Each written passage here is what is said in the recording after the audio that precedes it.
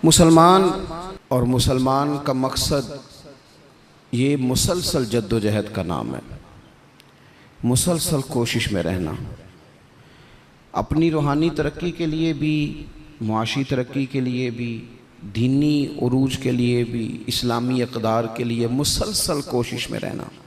मुसलसल दूसरों को लेके चलने के लिए, दूसरों को पैगाम हक़ देने के लिए, कुफ्र को पैगाम दीन देने के लिए, गलबा इस्लाम के लिए मुसलसल जद्दोजहद करना, ये मुसलमान को अल्लाह तबारक व तआला और उसके प्यारे हबीब अलैहिस्सलाम की तरफ से मकसद दिया गया है। कुंतुम खैरा उम्मतिन उखरिजत लिन्नास, तुम बेहतरीन उम्मत हो, लेकिन याद रखना तुम्हें लोगों के नफ़े के लिए पैदा किया गया है। तअमुरूना बिल मारूफ व तनहौना अनिल मुनकर, तुमने लोगों को मारूफ का हुक्म देना है और मुनकरात से मना करना है। मकसूद अगर ज़िंदगी में कुछ हो फिर ज़िंदगी सही गुज़रती है। बेमकसद जब ये लोग ज़िंदगी गुजारते हैं तो आहिस्ता आहिस्ता परेशान रहने लग जाते हैं।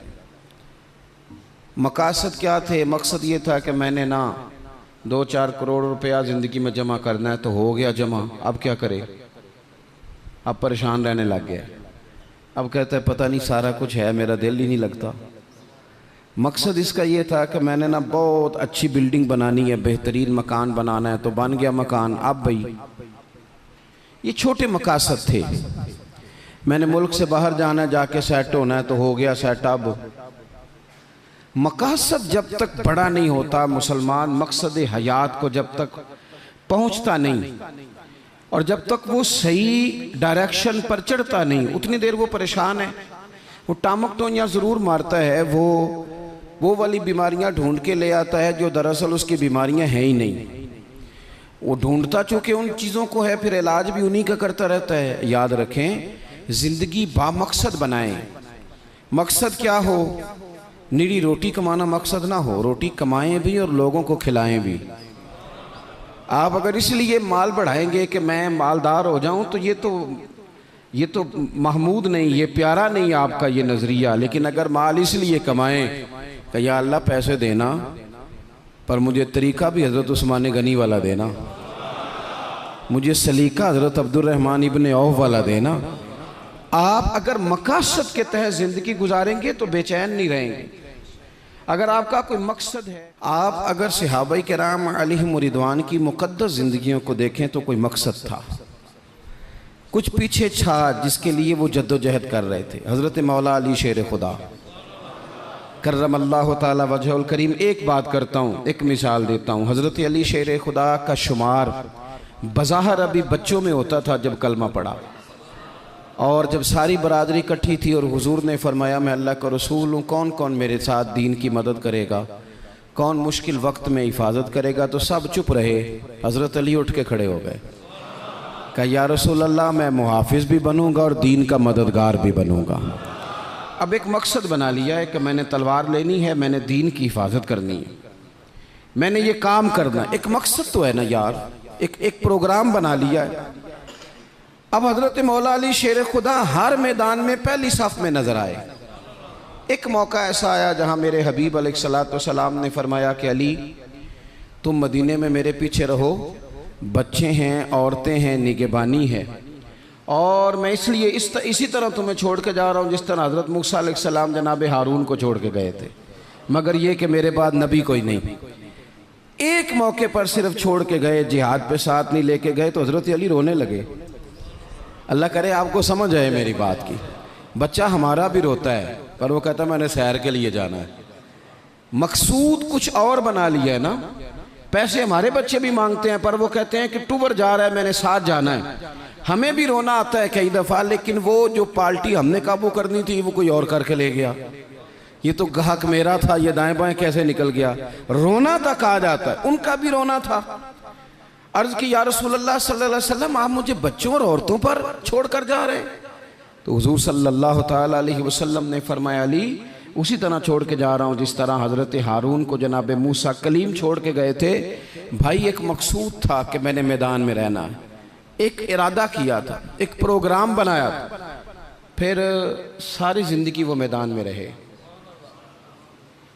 उनको जब खंजर लगा ना कूफे की जामे मस्जिद के करीब, तो बंदे को तकलीफ़ होती है तो वो हाय करता है, बेटे को आवाज़ देता है, नसीहतें लिखवाता है।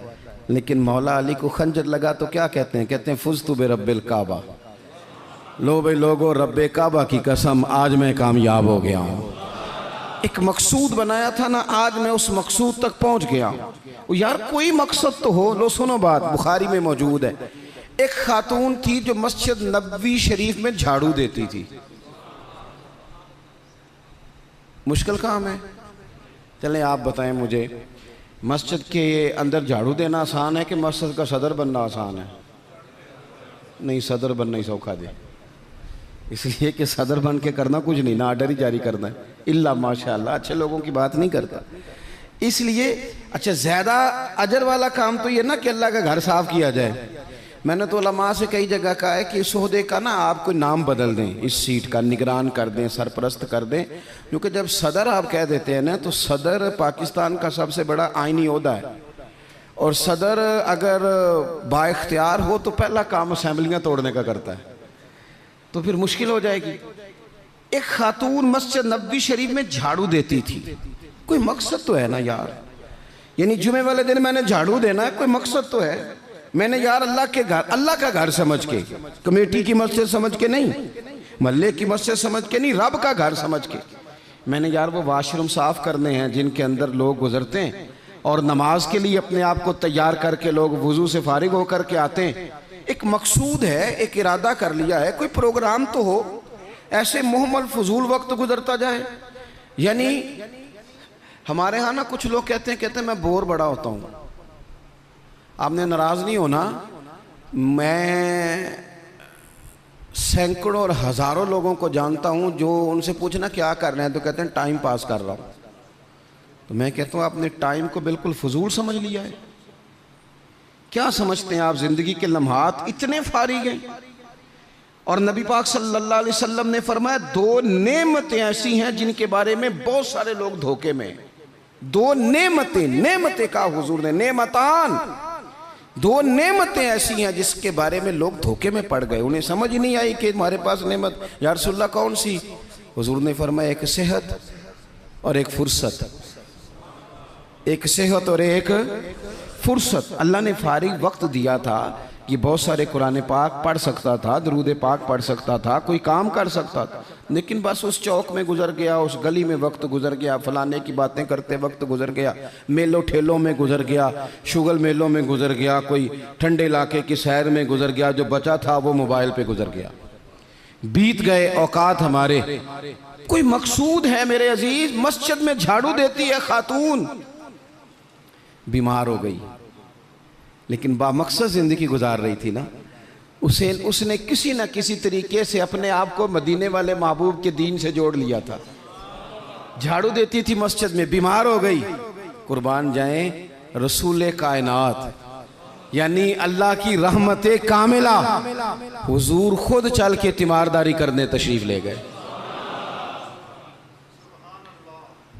और फरमाया अगर ये इंतकाल कर जाए तो मुझे खबर ज़रूर करना। सहाबा फरमाते हैं रात का वक्त था, ठंड का मौसम था, और हुक्म भी ये था कि जब कोई इंतकाल कर जाए तो जल्दी तदफीन कर दो। हमने हुजूर को तकलीफ़ देना मुनासिब न समझा, गुस्ल कफन का बंदोबस्त हुआ, जनाजा पड़ा, दफन कर दिया। इसने कुछ किया है, इसने ना दीन के साथ कुछ ताल्लुक़ बनाया है। अल्लाह हमारा भी नाम झाड़ू देने वालों में लिख दे। कोई ताल्लुक़ तो इसने बनाया है ना, कहीं किसी कोने में जाके इसने रिश्ता दीन से जोड़ा है। हुजूर सैयद आलम अलैहिस्सलाम सुबह तशरीफ लाए तो सारा कुछ जानने वाले महबूब पूछने लगे तुमने मुझे बताया क्यों नहीं? ये भी एजाज के लिए, वरना अल्लमा का मालम तकुन तालम। हुजूर सैयद आलम अलैहिस्सलाम ने फरमाया क्यों नहीं बताया? कुर्बान जाएं, मर जाने को जी चाहता है इस अदा पर, सारी कायनात जाए हुजूर के रोज़े नूर पर। और नबी पाक ने पूछा बताया क्यों नहीं? या रसूलल्लाह रात थी, तकलीफ देना मुनासिब नहीं समझा। ओ बूढ़ी अम्मा तेरे नसीबों पे हमारे माँ बाप कुर्बान हो। हुजूर फरमाने लगे मुझे बताओ उसकी कब्र कहाँ है? मैं यानी हुजूर किसी की कब्र पे आ जाए, अल्लाह की सारी रहमतें आ गई, करीम महबूब अलैहिस्सलाम कब्र पे गए। वैसे तो दूसरा जनाजा जायज़ नहीं, एक ही शर्त में जायज़ है कि अगर वारिस ने नहीं पढ़ा तो दूसरा जनाजा पढ़ा जा सकता है, लेकिन हुजूर तो खुद वारिस है ना सारी उम्मत के, और हुजूर इख्तियार रखते हैं, शारे हैं। हुजूर कब्र पे गए, यही बड़ी बात थी कि हुजूर उसकी कब्र पे चले गए, लेकिन कब्र पे खड़े होके हुजूर ने फरमाया दोबारा सफ़े बनाओ भाई, मैं दोबारा जनाजा पढ़ाऊंगा। क्योंकि कोई मकसद तो था ना, ये मस्जिद में झाड़ू देती थी। आखिरी वेले मेरी आँखियाँ राह तकना है तेरा, तेरा ते कुछ भी नहीं जाना सजना, पा जावें जे फेरा ते सौखा निकले सावे जहूरी, जे वेख लवा मुख तेरा।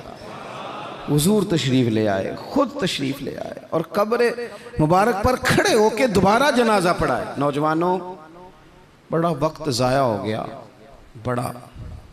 हमने ज़िंदगी में जो सबसे ज़्यादा चीज़ ज़ाया की है वो वक्त है।